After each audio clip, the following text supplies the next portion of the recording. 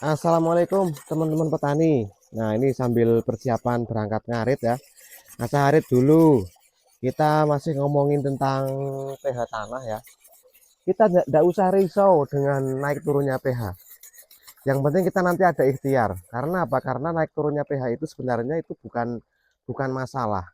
Karena ketika pH tanah itu turun, itu memang tanah itu butuh aktivitas bakteri yang lebih untuk mengurai bahan-bahan organik.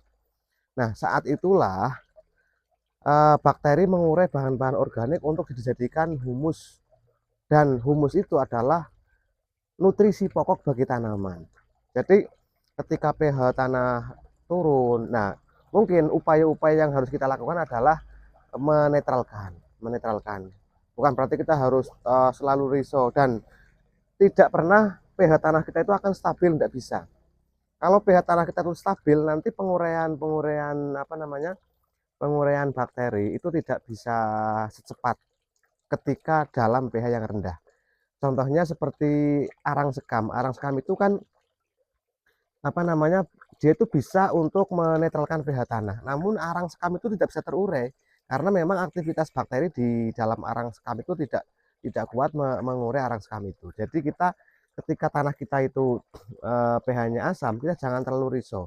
Ya kemungkinan ada efek-efek yang akan terlihat pada tanaman, cuman tidak begitu berbahaya. Nah, yang berbahaya ketika berlebih. Nah, berlebih akhirnya pertumbuhan bakteri patogen akan menjadi lebih lebih besar daripada bakteri-bakteri baiknya, itu nanti akan menyebabkan penyakit-penyakit yang apa namanya, seperti layu, busuk akar, busuk batang. Nah, hal seperti itu juga sebenarnya dari awal sudah teman-teman petani tanggulangi menggunakan trichoderma.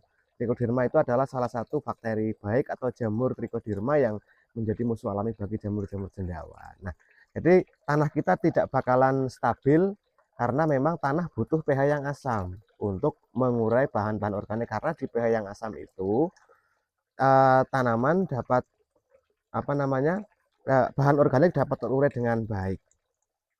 Barangkali video ini bermanfaat, silahkan like, komen, dan subscribe, dan kita diskusi di kolom komentar. Terima kasih.